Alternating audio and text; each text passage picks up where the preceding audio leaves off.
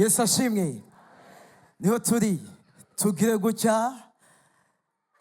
Imana ibahezagire mwese. Haleluya. Ijambo tugiye kuganira ni ijambo tuza gusoma hariya mu gitabo ca Yesaya. Igitabo ca Yesaya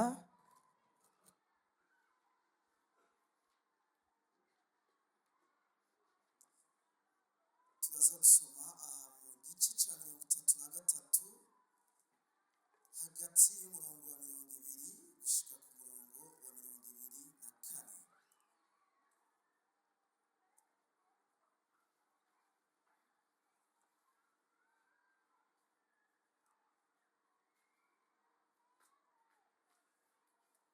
Haleluya. Rero turasoma ijambo tugiye kuganira ni ijambo rivuga ngo amaraso ya Yesu avuga ivyiza.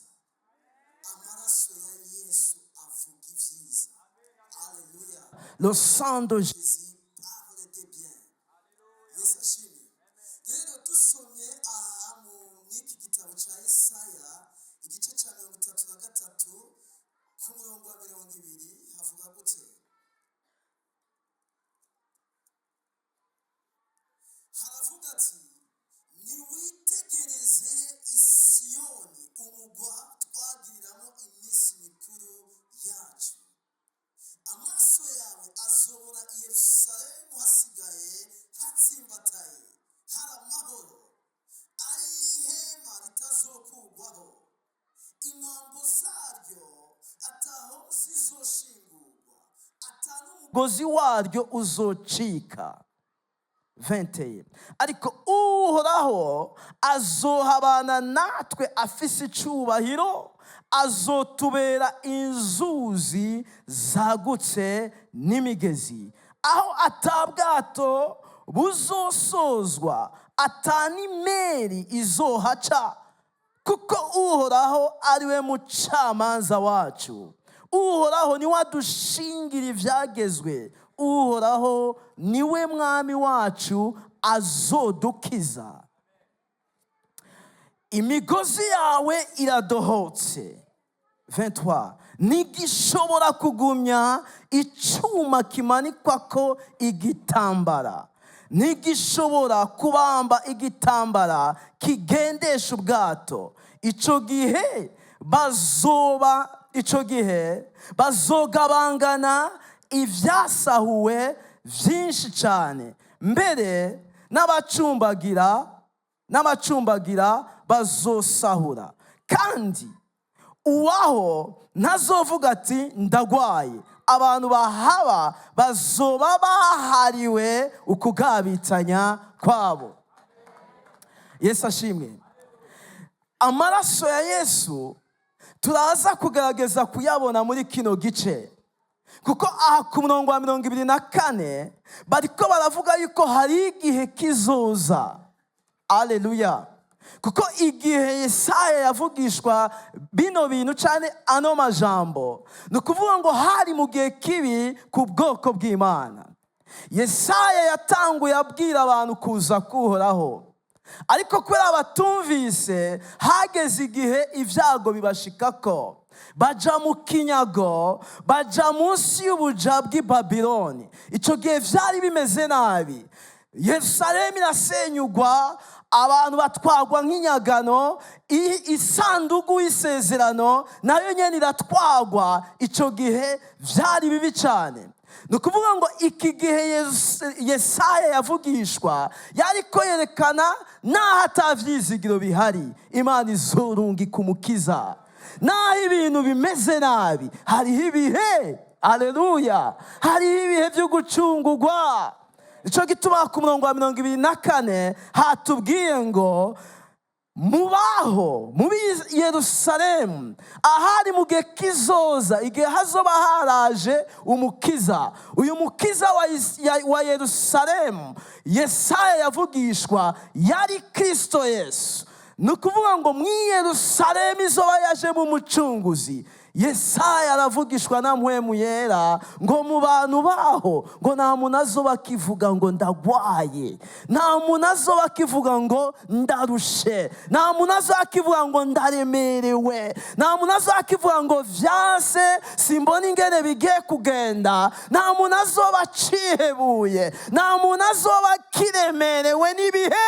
Kubera iki? Ngo bazoba bahari ibigabitanyo vyabo. Aleluya. Aya majambo bene data twebwe turi muri kino gihe n'amajambo akomeye cyane, kuko ibi ni ibintu Yesaya yabona muri mpwemu yera. Imyaka hagati y'imyaka 700 n'imyaka 500 imbere yuko Kristo Yesu aza, niho umuhanuzi akomeye Yesaya yabona ingene umukiza azoza.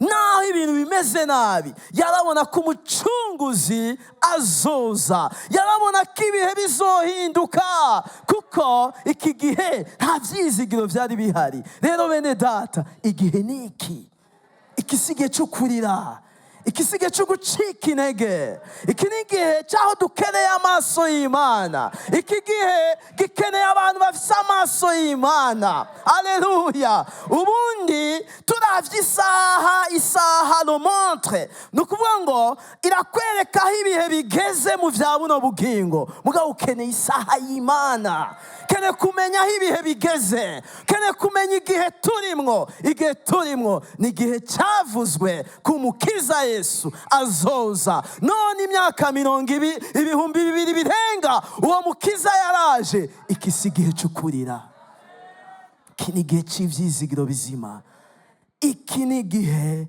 cy'ivyizigiro bizima. Uri kuraraba aha ku murongo wa 20 tubona ingene abantu bari bababaye, ngo niwitegereze i Yerusalemu, umugwa twagiriramo iminsi mikuru yacu. Abantu bari bababaye. Yerusalemu ntiyari kiri Yerusalemu y'ivyizigiro, kuko ubundi Yerusalemu ku Bisirayeli yari ifatanye n'ivyizigiro vyabo.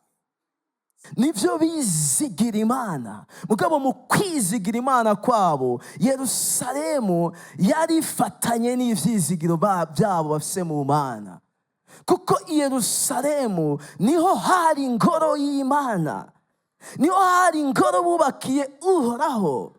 Iyo ngoro niyo yonyene yarimo presence y'Imana. Si ibi vy'iki gihe aho uri hose ushobora gusenga ubwiza bw'Imana bukamanuka. Iki gihe c'isezerano rya kera ubwiza bw'Imana bwaba mu ngoro y'i Yerusalemu gusa. I Yerusalemu niho hari isanduku y'isezerano mu ngoro, niho hari n'abaherezi. Si ibi vy'ubu wikanga ucuba ngo ngiye kuraba pasiteri kuko naraye nkoze ibitari vyo. Oya, abaherezi bari i Yerusalemu gusa. Niho baduga bavuyeyo bakavayo bumva bafise umunezero. Kubera iki? Batanze ibimazi vy'ivyaha, batanze ibimazi vy'amashimwe, ndetse batahanye amasezerano. Nonga ivyizigiro se mu Mana vyari connecte na Yerusalemu, vyari connecte na Siyoni. Nugongo Siyoni gusenyuka, Siyoni gusamburwa, Siyoni gukubitwa hasi, vyari ivyizigiro vyakuweho. Nico gituma ubona barira basakabonge basinimba ngo niwitegereze Siyoni, umugwa twagiriramo iminsi mikuru. Ariko kandi naho vyari bimeze gutya, turabona uyu murongo nyene uratanga ivyizigiro vy'ukuzoza kw'agakiza. Aha nyene k'uyu murongo wa 20 haravuga ngo niwitegereze Siyoni, umugwa twagiramo iminsi mikuru yacu. Amaso yawe azobona i Yerusalemu hasigaye hatsimbataye, hari amahoro, ari ihema ritazokugwaho. Bene data, agakiza karaje. Aleluya. Agakiza karaje, kandi agakiza kaje nikazosenyuka nka Yerusalemu. nikazosenyuka nk'ingoro y'Imana yari ku mugwa wera i Yerusalemu. Ngo ehe, ngo amaso yawe ngazobona i Yerusalemu ngo hasigaye hatsimbataye, ngo ari ihema ritazosamburwa. Mwene data, gumya icyo ufise. Iki ni igihe cyo kugumya icyo ufise. No père palosari, gumya icyo ufise, kuko aka gakiza Yesu yakazanye une fois pour toutes. Yesu nazogaruka kukubambigwa, Yesu nazogaruka gupfira abanyabyaha. Agakiza Yesaya yabona ari agakiza katazosenywa, yabona ari agakiza kazotsimbatara, yabona ari agakiza k'ibihe n'ibihe, k'ibihe bidashira. Rero icyo ufise ntigisaza. Dufise ibirato bisaza, impuzu zirasaza, inzu irasaza, umudugu urasaza. Iby'agaciro twokenera hano, nk'uko umukozi w'Imana yabivuze mu kanya, birahera, birasaza, birasaza. Ntihakagire uguta mu byaha kubera inkoko yo kwa Gerard. Ntihagire uzoguta mu cyaha kubera guhaye inzu cyangwa kuguriye umuduga wa mbere. Byose birasaza, byose biravaho. Ikidahera ni agakiza twakiriye, kama kari ajuru. Bene data, twotuma duheba byose bwabo tukagumya agakiza, ubundi ibintu byose bizokugwaho. Igihe kimwe Yesu akatembera n'intumwa, ni ukuvuga ngo bamwereka inyubako ikomeye, bamwereka urusengero rwa Yerusalemu ingene rwari rwubatse. Intumwa zitangwa kumubwira ati, Yesu, urabona yuko il y a des architectes ici, urabona iyi nyubako abubatse ingene imeze. Yesu aravuga ati, no, ibi byose nta buye rizosigara rigeretse ku rindi. Mu yandi majambo ariko ababwira ati, uw'ibihe bidashira yaje, agakiza kaje, gumya icyo ufise, ntutakaze ikintu kizima, ntutakaze icy'agaciro. Aleluya. Ndashaka yuko bene data duhishurirwa igihe turimo.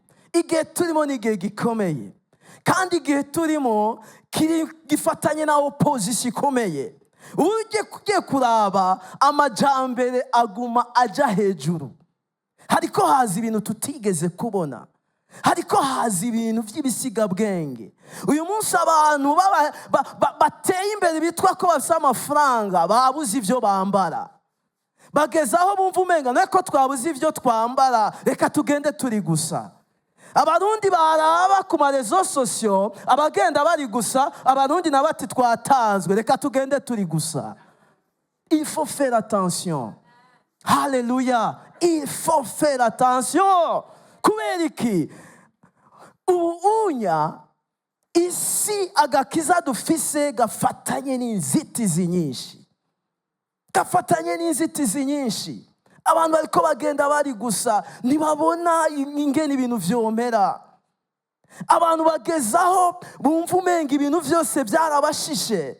Ubu bagezaho abantu bahamba babo mu miduga izimvye, ukabona ko imiduga ubu n'amaserikeye yasubiriye ivyo guhambamo abantu. Nungo agakiza gafatanye n'inzitizi nyinshi. Ariko kandi iki ni igihe cy'uko turabira agakiza mu bihe bidashira. Si akantu turimwo twova mwejo, si umuhari tworambirwa ngo tuvemwo, si ishirahamwe tworambirwa ngo tuvemo. Ibintu turimwo ni ibintu vyangaje ubuzima bwacu bwose. Umuhamagaro turimwo n'ubuzima bwacu bwose, kuko n'ubuzima, kuko inyuma y'ibyo byose bihari tuzojana agakiza. Burya udasa agakiza ntacyo azojana. Oya, azogenda free transit sans rien, ataca afise. Burya ikintu tuzoserukana inyuma ya vyose, ku iherezo rya vyose, ni Kristo Yesu. Ni Kristo Yesu. Aleluya. Rero bene data, iyo tuvuze ngo amaraso ya Yesu avuga ivyiza, tugiye hariya mu Baheburayo igice cya 12, Abaheburayo igice cya kabiri ku murongo wa 22 avuga gute?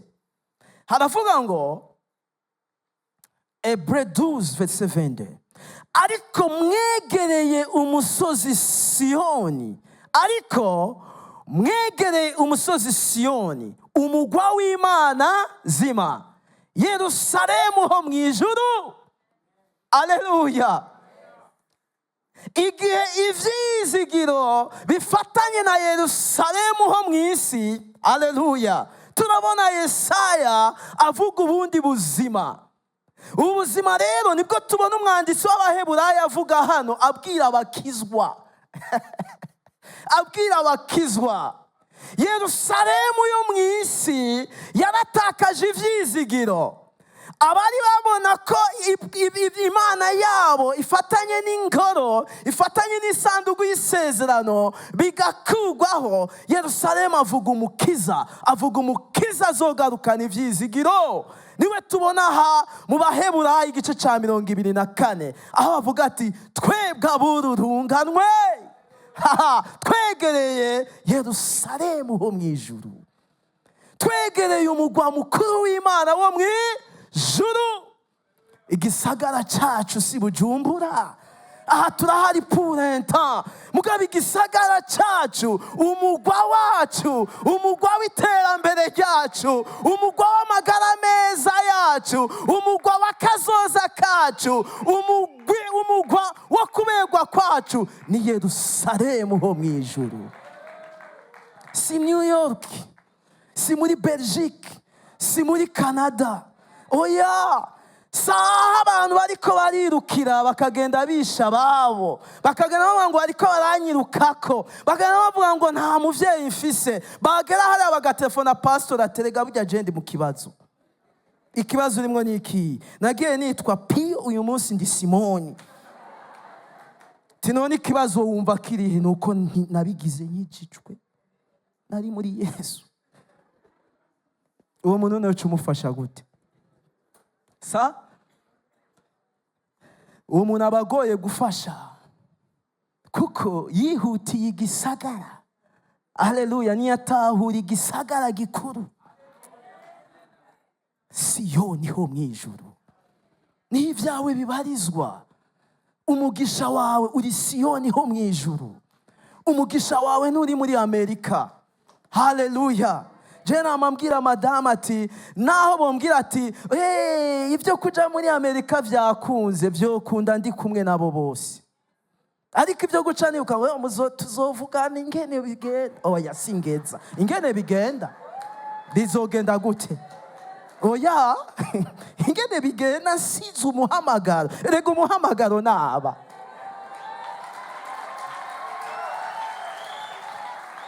bene data, umugabane dufise n'Imana, icagaciro dufise n'Imana.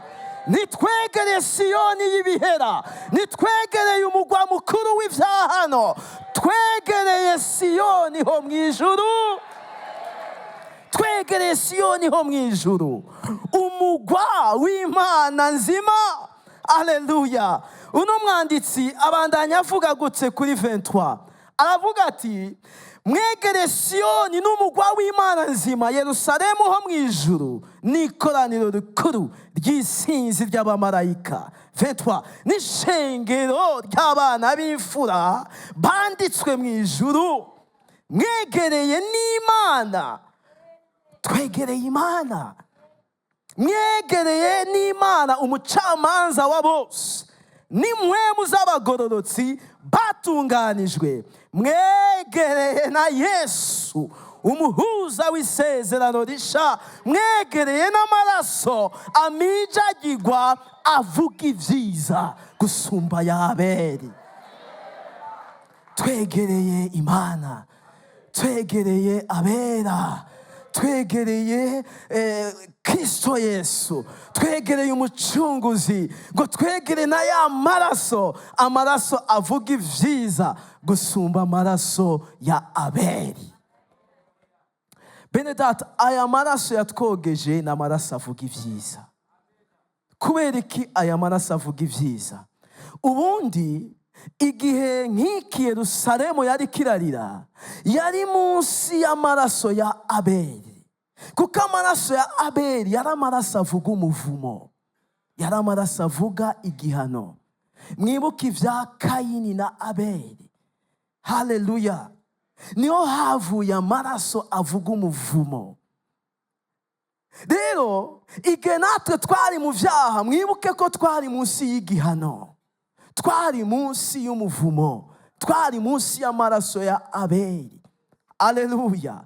Ariko kandi kino gihe kubizera, Bibiliya ikatubwira ngo aya maraso yatwejeje, ayatwegereye, aya yatwogeje, aya yaduhumanuye, ngo ni amaraso ya Kristo, ngo ni amaraso avuga ibyiza. Nibihe vyiza aya maraso ya Kristo Yesu avuga? Aya maraso avuga gucungurwa. Waracunguwe. Aya maraso avuga imbabazi. Aya maraso avuga ubucuti n'Imana. Aya maraso avuga ubugingo budashira. Aya maraso avuga umunezero. Aya maraso avuga kugubwa neza. Aya maraso avuga ivyiza. Haleluya.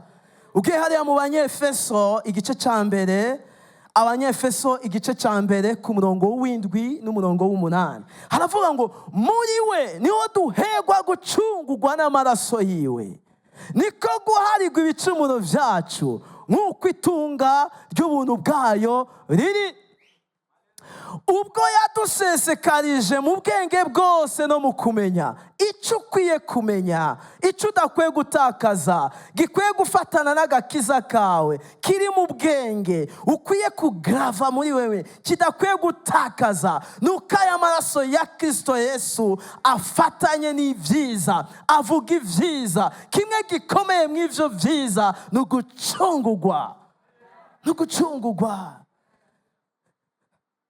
Aha twibuka ingene Kristo igihe yaza, yaje turemvye. Mbwira mugenzi ati yaje turemvye. Aha ndahakunda. Yaje ndemvye. Ndi ndembe, ndi muri reya. Chambre ntazi mbwo nari muri reya. Yaje turemvye. Yesu aravuga ati naveyo nje kubwiwe. Arancungura. Ndakundira ijambo rivuga ngo yarancunguye. Aya niyo maraso avuga ivyiza. Ngibi rero nidukwiye kuza gusa dushusha, twaheza gushusha tugaca tuja mu vyaha. Oya, bikwiye kwama mu mutwe, ushushe ngaha, niwasohoka umenye ko amaraso yagucunguye avuga ivyiza, avuga ivyiza. Twaracunguwe. Yesu yatugiriye mu kibanza, Yesu yatugiriye mu gishingo. Aha mu Banyefeso 2 ugiye ku murongo wa 13, ijambo ryo ngo twari kure, ngo twegejwe hafi n'amaraso ya Yesu Kristo. Turi abana b'Imana, turi abana b'Imana. Bene data, ibi ntidukwiye kubitakaza, ibi ntidukwiye kubitakaza. Kuko ishengero ibi twarabitakaje cyane. Ubundi imitwaro abadakijijwe bafise, twisanze natwe abakizwa ariyo dufise. Je narakizwa sinari nzi umutwaro icyo ari cyo. Ijambo umutwaro narimenye mu nzu y'Imana. None we hari umutwaro wadufise? Twari turemvye mugabo mu vyaha, wariransanye n'ukitupa ukitahira. Mugabo nta mutwaro twari dufise. Ivy'agaciro mu gakiza kacu twabisubirije imitwaro. Iyo abatwomenye yuko aho twari turi Yesu yahagiye kugira ngo tuje ahantu heza. Ubundi bene data, sinanse ko dushaka guca mu bihe bikomeye, mugabo ibihe bikomeye si umuhamagaro wacu. Naciye mu bihe bikomeye, ariko kandi ibihe naciyemo bikomeye ntiwari umuhamagaro. Umuhamagaro wanje murawuzi. Byamfashe umwanya kumenya ko ibihe bikomeye ndiko ndaca amatara umuhamagaro. 4 ans ndwana n'abazimu, ngwana n'abadayimoni mvuga ati ivyanje ngira bifise b'abapfumu bo muri Nigeria, bamwe baba West Africa, bamwe bakomeye. Nari nabikuye mu bapfumu b'abarundi ndabishira mu hariya kure. Ngwana nkijijwe, ariko nza kugira ihishurirwa ry'iki jambo ry'Imana rivuga, ca ndicara ndaruhuka. Turuhijwe nuko twataye ivyiza bivugwa n'amaraso ya Yesu. Ivyiza, amaraso avuga ivyiza, avuga ivyiza. Twaracungwe, twegejwe hafi n'amaraso ya Yesu. Ivyizigiro vyacu uyu munsi nibifatanye n'ibintu. Yerusalemu yari mu kibazo kuko ivyizigiro vyayo vyari bifatanye n'akarere, byari bifatanye n'ikibanza, byari bifatanye n'ibintu, byari bifatanye n'ahantu. Ariko uyu munsi twebwe ivyizigiro vyacu bifatanye na Kristo Yesu, bifatanye n'umugwa wera w'Imana, Yerusalemu ho mw'ijuru. Haleluya! Ngo mw'uwo mugwa Yesu we, ngo twegereye Kristo, ngo twegereye amaraso ya Kristo, amaraso avuga ivyiza, ivyiza vyo gucungurwa. Amaraso avuga ivyo gucungurwa, amaraso avuga ivyo guhindurirwa amateka, amaraso avuga ivy'ubucuti bwacu n'Imana. Bene data, naco Imana itazoduha ni igihe cyayo kuguha icyo usengera, ariko icyo ukwiye gushirako umutima cyane ni ukunezererwa ubucuti bwawe n'Imana, ni ukunezerwa ubucuti bwawe n'Imana. Burya aya maraso ya Kristo yaraducunguye, atari kugira ngo Yesu atugire mu gishingo gusa, ariko kugira ngo tube des amis avec Dieu, tube inshuti z'Imana. Kuko mu Bikolosayi igice cya mbere ku murongo wa 20-21 haravuga ngo nuko rero mwebwe abari kure kera, bivuga ngo twari mu isi tutagira Imana rurema, twari mu isi atavyizigiro, twari mu isi muri plan y'Imana, muri agenda y'Imana tutarimo. Ubundi umunezero dufise nuko ubu turi muri agenda y'Imana, muri karine y'Imana ndiyo, mu neguro z'Imana turiyo. Uwo ni wo munezero wacu. Naho noburara, naho uyu munsi vyokwanka, ico nakekeranya nuko muri karine y'Imana ndiyo, muri agenda y'Imana ndiyo. Ni question y'umwanya gusa ko ndi muri registre y'Imana, n'ivyanje biri enregistre muri registre y'Imana. Amaraso ya Yesu n'amaraso avuga ivyiza. Haleluya! N'amaraso avuga ivyiza. Yesu yatugiriye neza, turamenyera ivy'agakiza tukibagira aho Yesu yadusanze, tukibagira aho Yesu yadukuye. Bawibuka aho Yesu yagukunze. Muri ivyo yavuze ngo yadusanze twigaragura, agira gute? Adukurayo. Wabibuka aho Yesu yagusanze. Burya umukristo mwiza ni umukristo atibagira aho yavuye. Kandi abantu bibagira aho bavuye Imana ntibishimira, kuko abantu bibagira aho Imana yabakuye burya ntibabaho uko Imana igomba. Bawibuka aho Imana yagusanze, ibuka hamwe Imana yagukuye. Benshi bibagira aho Imana yabakuye bakibonera ifiriti bagezeko. Reka kubona ifiriti ugezeko, reka kubona isahani ugezeko. Ibuka ya sahani n'igihe itari hari, vyibuke.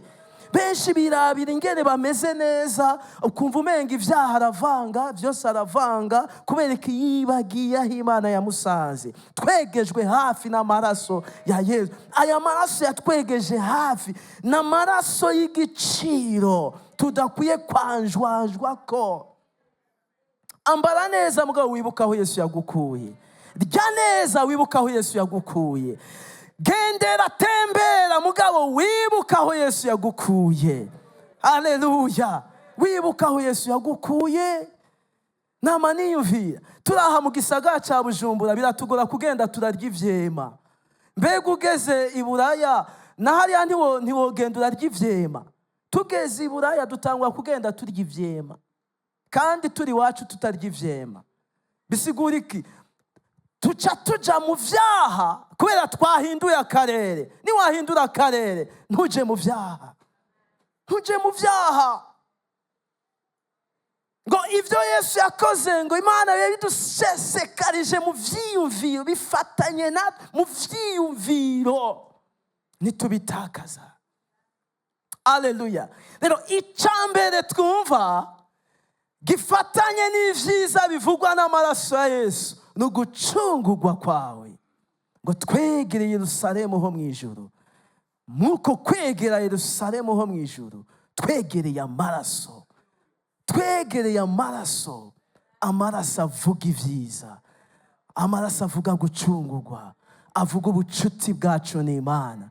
Amaraso atuhasira ko iyo turiko turaja ariho. Kimwe mu bintu vyanezeye maze gukizwa nuko nasanze aho nja hahari, kuko nkiri mu vyaha aho nja ntahari hahari. Narabona ko inzira yaheze, aho nja ntahari. Mukaya maraso nasanze n'amaraso ambwira ngo harahari, harahari. Turafise iyo tuja. Amaraso ya Yesu afatanye no kugubwa neza mu mubiri. Amaraso ya Yesu afatanye na kazoza keza. Amaraso ya Yesu afatanye n'ivyiza by'uburyo bwinshi. Usubiye hariya muri Yesaya igice hariya twasomye igice ca 33, tubandanya tubona neza ingene vy'ukuri igikorwa ca Kristo ari igikorwa kidasanzwe. Yesaya 33 ku murongo wa 23 gushika ku murongo wa 24. Avuga gute?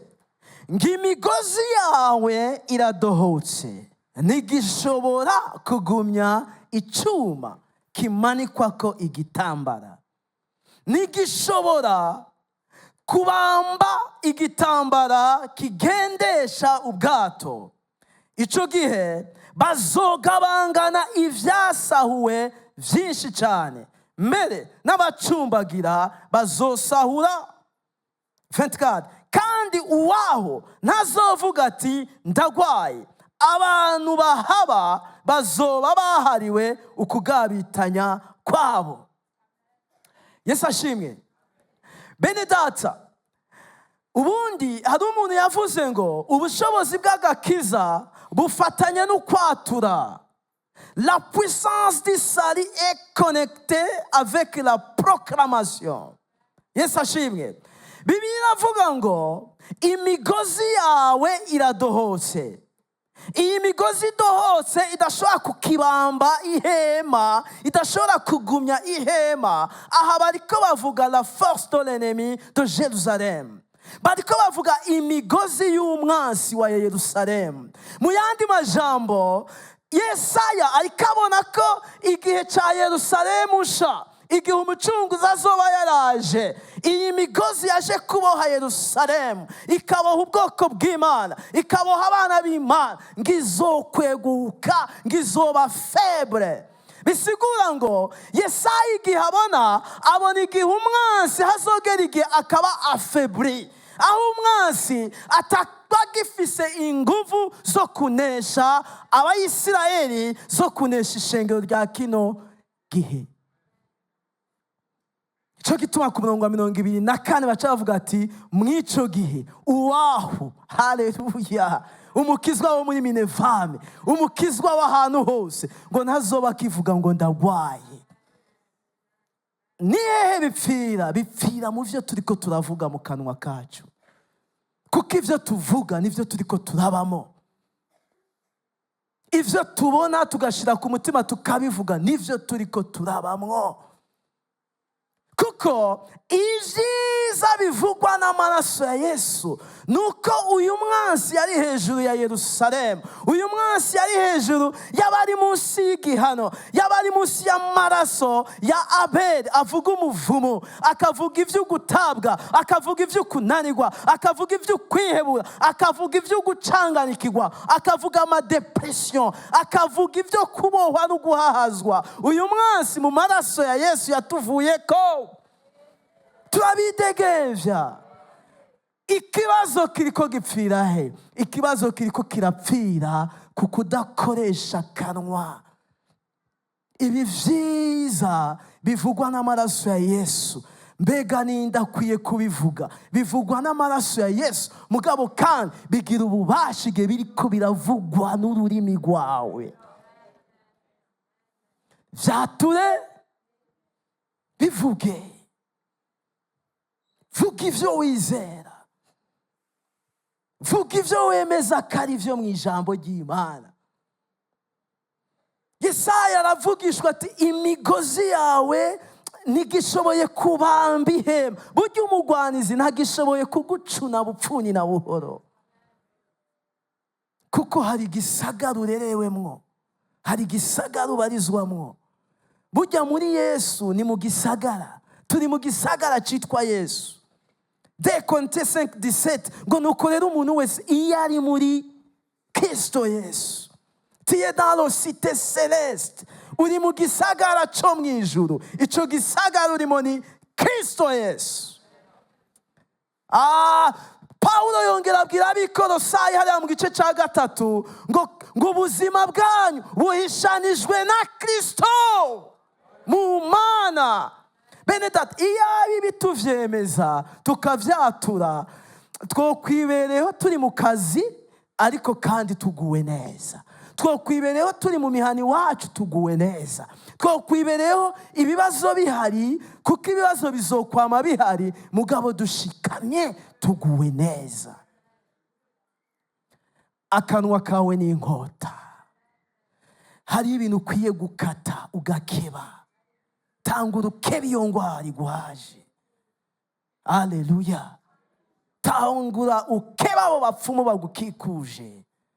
Tangura ukebe ivyo bakubwiye ukiri muto vyagukurikiye. Haleluya.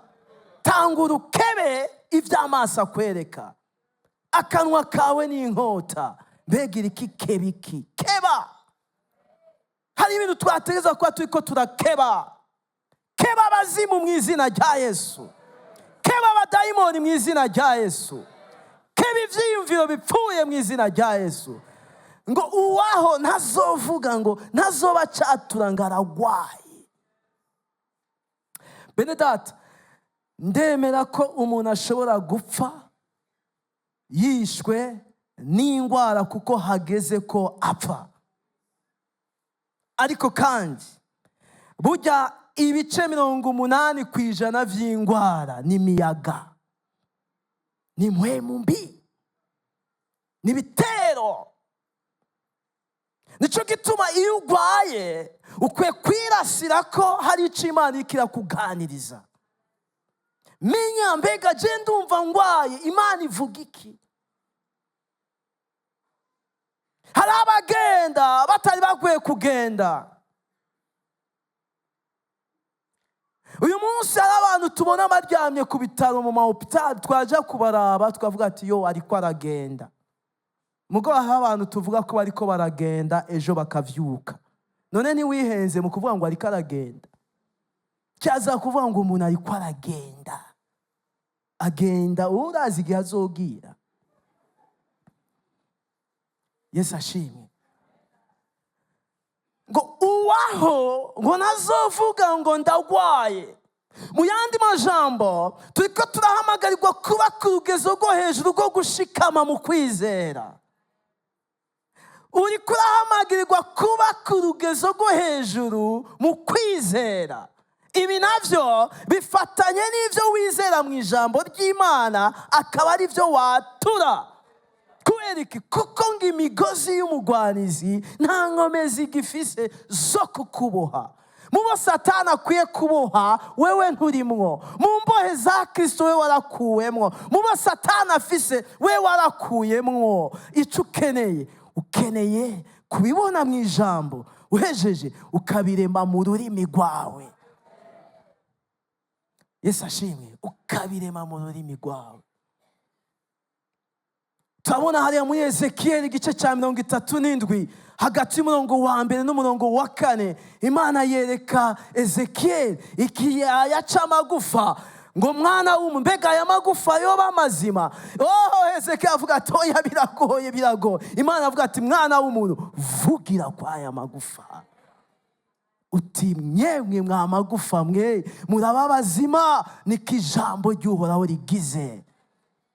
Ivyiza bifatanye n'amaraso ya Yesu bikwiye kugaragara, bikagirira ububasha mu kanwa kawe. Mbega nibiki ukeneye kuvugirako? Vugira ku bana bawe ubona bariko baragira inyifato zitarizo. Dufise akana gato gashaka kuba umupolisi, iciyumviraho kagikuye twe ntituhazi. Mugabo inyuma y'amezi 6 turasubira tukakabaza ati mbega uzobiki policier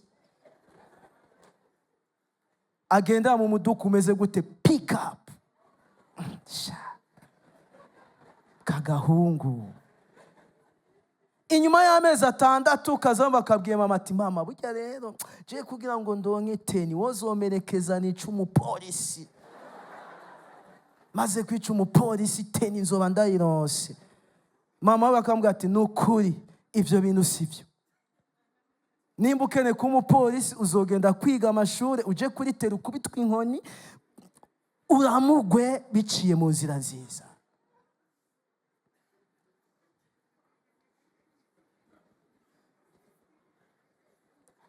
Urumva ko uwo mwana hari ikintu dukwiye gukeba.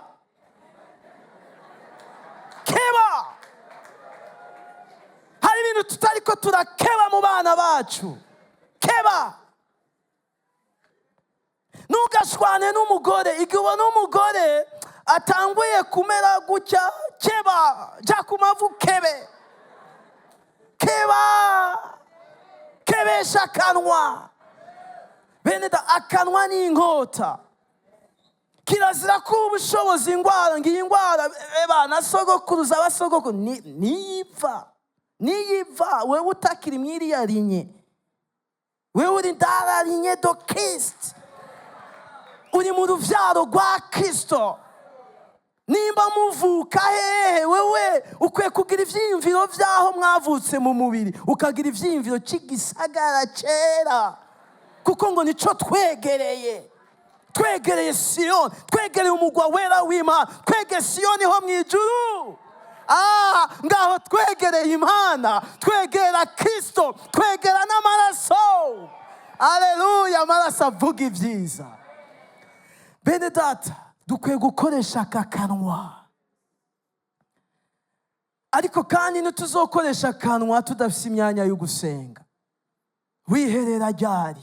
Igihe wiherereye ni igihe cyo kwatura, gukoresha akanwa. Dukwiye gukeba ibintu bitari vyo.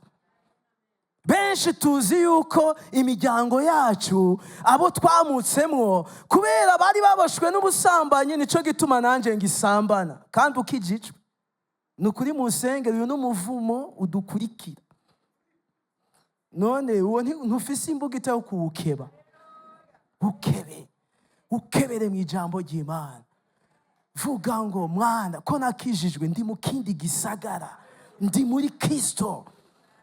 Rero sinyiri muri kakagwi, ubundi mu wundi mugwi. Iyi mpwemu rero ndayanse. Bene data, hari ibintu birindiriye ko tuvyanka kugira bigende. Bene data, hari ibintu Satani arindiriye ko dutahura.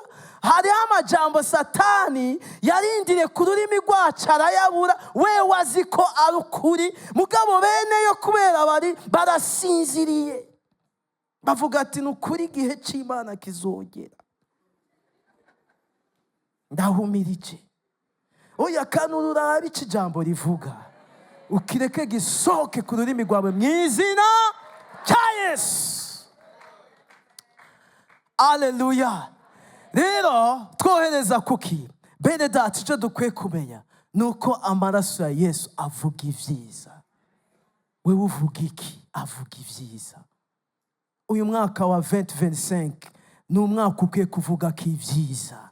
Vuga ibyiza ku muryango wawe, vuga ibyiza ku mwana wawe, vuga ibyiza ku mugore wawe no ku mugabo wawe, vuga ibyiza ku babanyi bawe, vuga ibyiza ku wo muvukana, vuga ibyiza ku gihugu, vuga ibyiza ku mahanga, vuga ibyiza.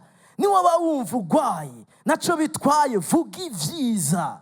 Indwara zimwe dukwiye guhaguruka tukazirukana mu mibiri yacu. Haleluya. Vuga ibyiza. Hari indwara zicaye muri twebwe kubera iki? Nta reaction. Dukwiye kureyagisa. Haleluya. Vuga ibyiza. Erega bene data, burya dukwiye kugira ukwizera.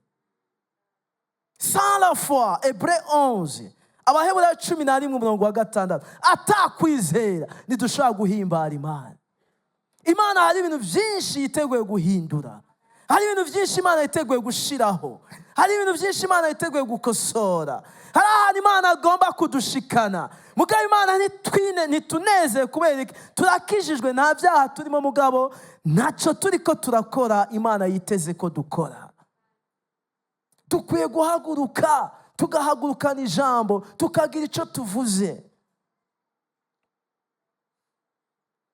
Ikibazo gihari, hari kuvuga ati nukuri narizeye iyi ndwara, narizeye muga nta kiriko kirakoreka. Oya, erega ibikoreka mu kwizera ntitubibona.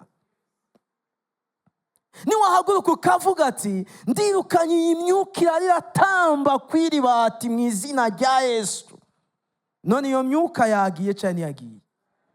Oya, kandi uziti ndacayumva.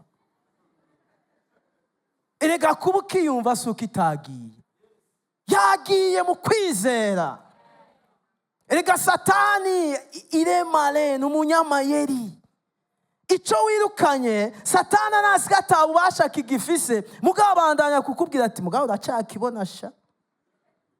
Urumva ko agishushe, arashushe, mugabo namusengeye, Imana niri ku gikorwa mu izina rya Yesu. Haleluya. Reka tuvyaguruke dusenge. Aya maraso ya Yesu ni amaraso avuga ibyiza. Raba huri, tanga urukoresha ururimi rwawe. Waracunguwe, uri umwana w'Imana, uri mu kibanza ciza c'ubucuti n'Imana, uri mu kibanza ciza cyo gushobora kwemeza ivy'Imana ivuga mu ijambo ryayo ku rurimi rwawe. Ngo mubaho ntawe uzovuga ngo aragwaye. Hari ibintu tuvuga Imana igatangara, none n'uyu aracavuga ibintu nk'ibi. Hariho urugezi Imana idutwariramo rwaho tubana nayo, Imana ikigaragaza.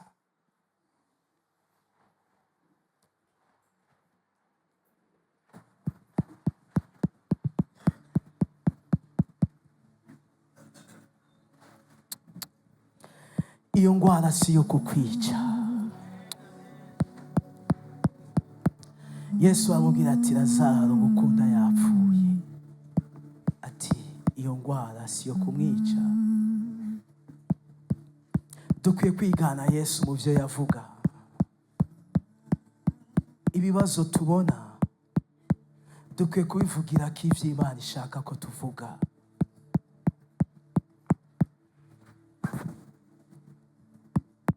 Iyo ndwara ntizokwica, iyo ndwara si yo kukwica.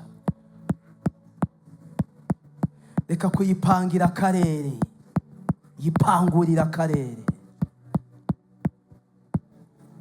Ibihurimo biriko birakurengera,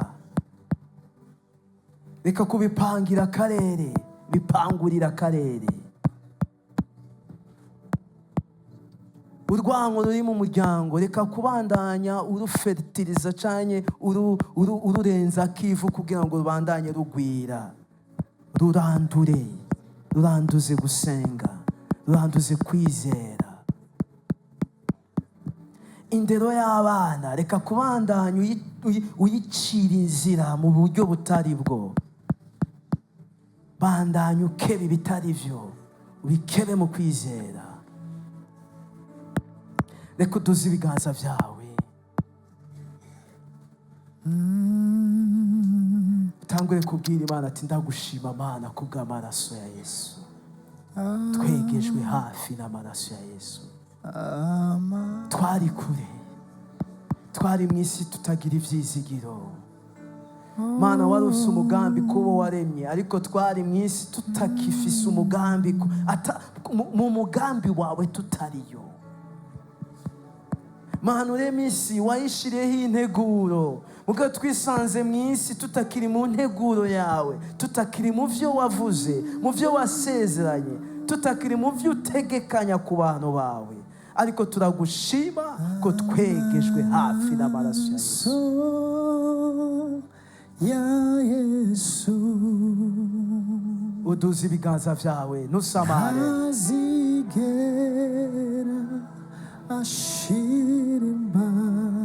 Umaze igihe utewe n'ubwoba utazi icyo buvako. Ubwo ni ubwoba bw'abadayimoni, ubwo ni ubwoba bw'ibitero by'abazimu. Ugize iminsi urota ab'iwanyu bapfuye, ibyo ni ibitero by'abazimu.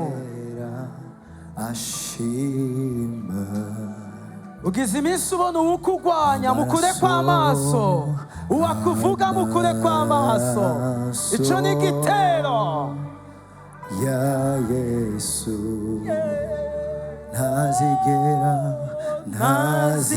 ntazigera ashira imbaraga.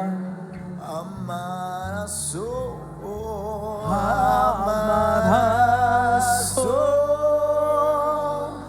ya Yesu. Bonera ibintu muri ayo maraso ngo wegeshwe hafi cyane. Ashima n'igiki kiguteye ubwoba. Amaraso ya Yesu. Oya ntazigera ashira imbaraga. Ogo amaraso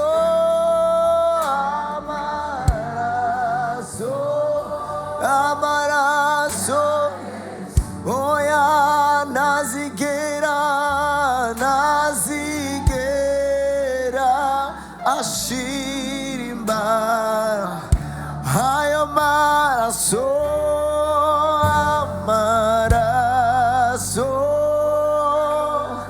ya Yesu ntazigera ashira imbaraga. Ego amaraso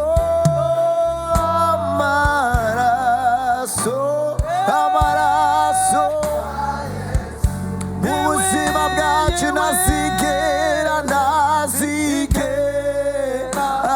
ashira imbaraga. Ndumva two kwirukana igitero cy'ubwoba. Ubwoba buratekeye abantu kino gihe, no mu bizera hari ubwoba. Irukana ubwoba mu izina rya Yesu. Urizera, uri umwana w'Imana, vuga ibyiza ku buzima bwawe. Irukana iyo mpwemu y'ubwoba, iyo mpwemu y'ugukekeranya, iyo mpwemu y'uguhungabana. Reka tuyikate n'ijambo ry'Imana risohoka mu kanwa kawe, mu izina rya Yesu, mu izina rya Yesu. Abazimu nta bubasha bafise hano, mu izina rya Yesu. Imyuka y'abadayimoni nta bubasha ifise mu izina rya Yesu. Umudayimoni w'ubwoba sohoka, hunga, genda mu izina rya Yesu, mu izina rya Yesu, mu izina rya Yesu, mu izina rya Yesu. Mu izina rya Yesu. Iyo mpwemu igushira hasi, ikwereka kuri hasi, ikwereka katahuja, ikwereka kimbere ataho. Iyo mpwemu y'ubwoba, iyo mpwemu y'ugukekeranya, ndayiciriye kwiteka mu izina rya Yesu. no mu maraso ya Yesu, mu izina rya Yesu, no mu maraso ya Yesu. Twirukanye ibitero by'ubwoba mu izina rya Yesu, no mu maraso ya Yesu. Ubuzima bwuzuyemo gukekeranya turabwirukanye mu izina rya Yesu, no mu maraso ya Yesu. Ubuzima bwuzuyemo guhungabana turabwirukanye mu izina rya Yesu. Koresha akanwa kawe. Amaraso ya Yesu n'amaraso avuga ibyiza, atura ubugingo, atura inkomezi, atura gutabagwa, atura kazoza keza, atura gukira, atura intsinzi, atura kunesha, atura ubuzima, atura Imana, atura Yesu, atura amaraso ya Yesu. Irukana urupfu, irukana ubwoba, irukana gukekeranya, irukana imyuka mibi, irukana mu izina rya Yesu, mu izina rya Yesu. Imyuka y'abapfumu hunga mu izina rya Yesu. Ibitero by'abarozi hunga mu izina rya Yesu, mu izina rya Yesu, mu izina rya Yesu, mu izina rya Yesu. Ikiduteye ubwoba turacirukanye, ubwoba tutazi aho buva turavuze ngo hunga mu izina rya Yesu.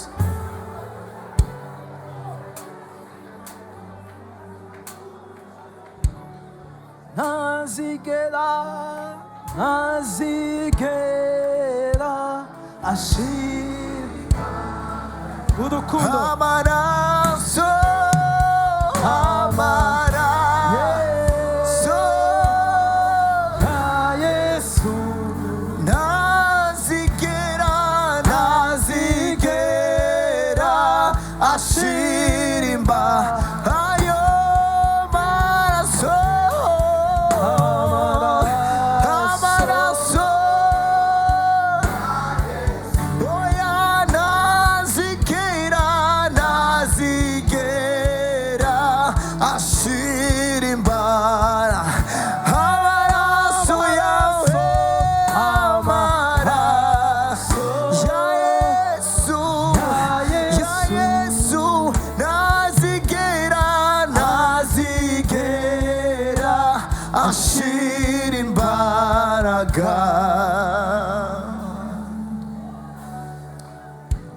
Turabona indwara zavuye ku bazimu, zavuye ku myuka mibi y'imitumano.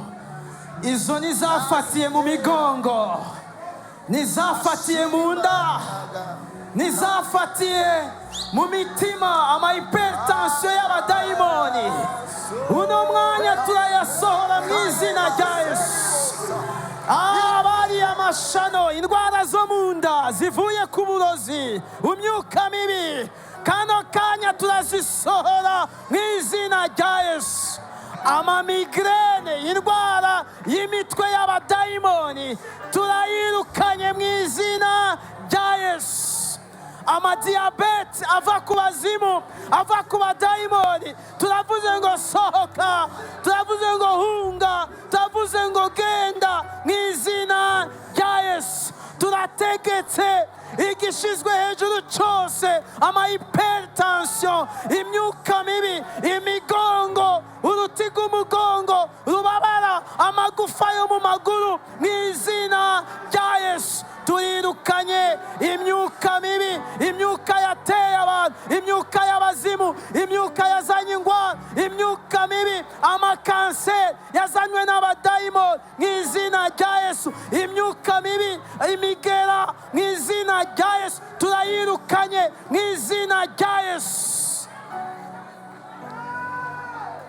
Senga, koresha akanwa kawe, sambura, sambura, sambura iyo migrene, sambura izo douleur, sambura, sambura uwo mutwe ubabara, imyaka iragiye. Tegeka, irukana izo douleur, irukana mu izina rya Yesu. Irukana ibitero by'ingwara, irukana imyuka mibi, irukana ibitero by'abazimu, irukana ikirere cy'umwiza ku nzu yawe mu izina rya Yesu.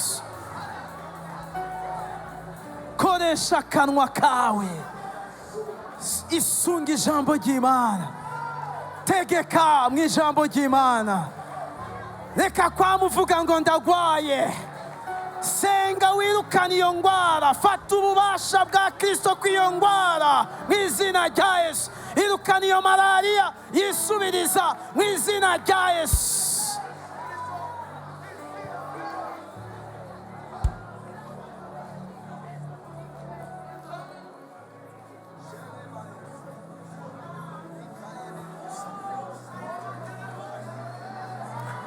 Ariko aragendagenda hano, atura gukira, atura kubohoka, atura intsinzi, atura gukira, atura gukira, atura kubohoka, atura ubuzima, atura gukira. Izere, izere, atura mu kwizera, bivuge mu kwizera, byemeze mu kwizera, mu izina rya Yesu, mu izina rya Yesu, mu izina rya Yesu, mu izina rya Yesu, izina ry'imbaraga, imigongo yakire gukira, umuriro w'Imana utwika indwara, umuriro w'indwara utwika ibitero, umuriro w'Imana mu izina rya Yesu.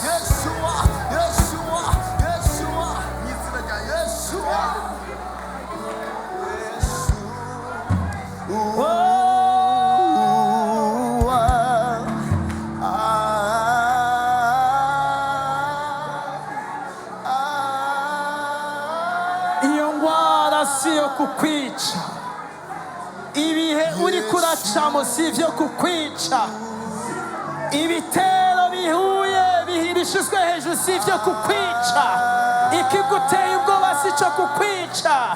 Senga.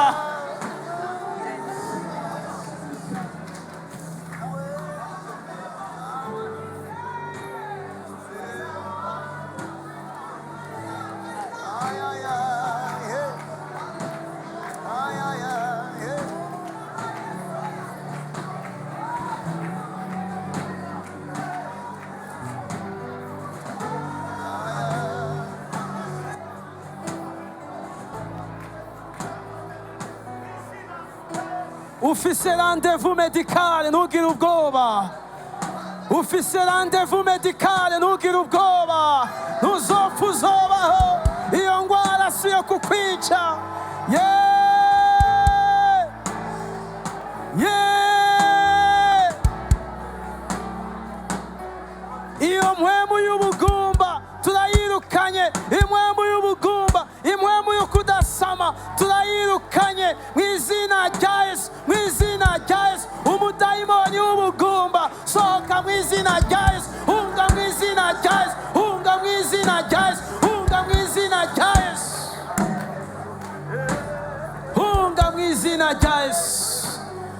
Ama infection yanse gukira, ama infection yabosha abantu, ama infection ava ku bazimu, ama infection ava ku bitero by'abarozi, ama infection ava ku bazimu y'uburyo bwose. Umuriro w'Imana mu maraso ya Yesu twirukanye za infection mu izina rya Yesu. Impwemu yo kwiyagaza mu izina rya Yesu turayirukanye, akira gukira iyo infection mu izina rya Yesu, akira intsinzi hejuru iyo infection mu izina rya Yesu. Urakoze Mana, urakoze cyane. Reka dukomere Imana amashyi menshi.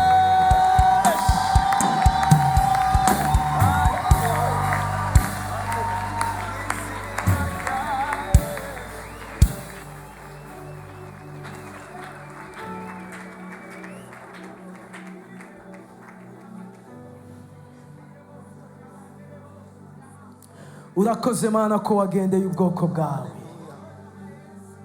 ng'amaraso ya Yesu n'amaraso avuga ivyiza. Mana twatekewe n'ibibi, imyaka iragiye, ibibi vyatumazemo inkomezi, ibihe ivyo tubona, ivyo twumva mu mibiri, ibigenda biba mu gihugu, Mana vyatumazemo inkomezi.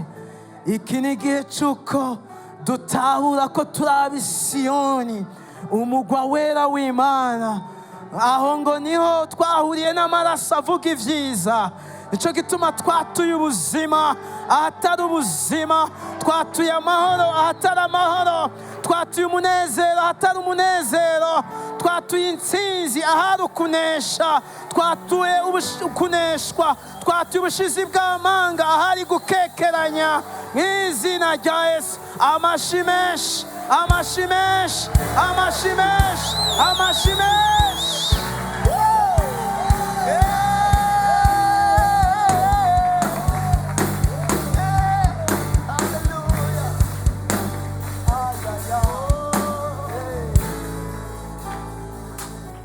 Haleluya. Tubigira ubuzima. Wewe uri uw'Isiyoni, akanwa kawe ni inkota, icyo ubona kije kukuremera iherera ugikebe mu izina rya Yesu. Imana irarindiriye, Satani ararindiriye, abadayimoni bararindiriye ibyo uvuga. Urakoze Yesu, mu izina rya Yesu dusenze dushima. Amen. Twakira umuntu agomba kwakira Yesu nk'umwami n'umukiza. Uri hano ugomba kugenda ukijijwe. Wavuze ati ndashaka gukizwa, umunsi kanaka nanje nzohaguruka nkizwe, reka utere intambwe uzi imbere ngaha. Nawe ugende winjiye muri Yesu, hungira muri Yesu, hunga icyaha muri Yesu. Uyu ni umwanya wo guhungira muri Yesu, nawe ucungugwe n'amaraso ya Yesu. Umuntu akeneye gucungurwa n'ayo maraso araduza ikiganza. Uri hano wumva yuko vy'ukuri uruhijwe n'ubuzima bwo hanze y'Imana, ukeneye kwinjira mu Mana, uraduza ikiganza gusa tugufashe gusenga. Karibu hano, shike hano imbere. Nihaba hari undi ntakekeranye, iyi ni saha yawe, uyu ni umwanya wawe. Nesha ivyiyumviro vya Satani, nesha ikintu cyose kitari cyo, hunga urupfu rw'icyaha.